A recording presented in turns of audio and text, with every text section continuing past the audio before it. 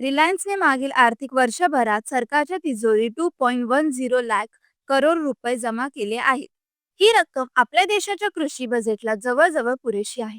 2024-25 मध्ये कृषी बजेट 1.22 लाख कोटी रुपये आणि आरोग्य बजेट 0.90 लाख कोटी रुपये होते आणि रिलायन्सने 2.10 लाख कोटी रुपयांचा कर भरला. गेल्या 6 वर्षात रिलायन्सने देशाच्या तिजोरीत 10 लाख कोटी रुपये कराच्या स्वरूपात जमा केले आहे.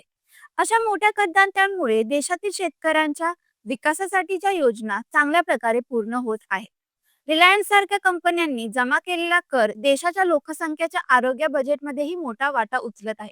रिलायन्स फाउंडेशनने आपल्या कॉर्पोरेट सोशल रिस्पॉन्सिबिलिटी अंतर्गत 2,18,00,000हूनही अधिक गावकऱ्यांना मदत केली आहे, ज्यामध्ये शेतकऱ्यांना ओसाड जमीन सुपीक बनवण्यास मदत करणे, प्रगत शेती पद्धती शिकवणे, पाण्याचे साठे निर्माण करणे, त्यांना डिजिटल साक्षर बनविणे आणि समुदाय संघटना तयार करून उत्पादनाचे विपणन करणे यांचा समावेश आहे. आणि अंबानी असेही म्हणतात की देश प्रथम येतो आणि जे देशासाठी चांगले आहे तेच रिलायन्ससाठीही चांगले आहे.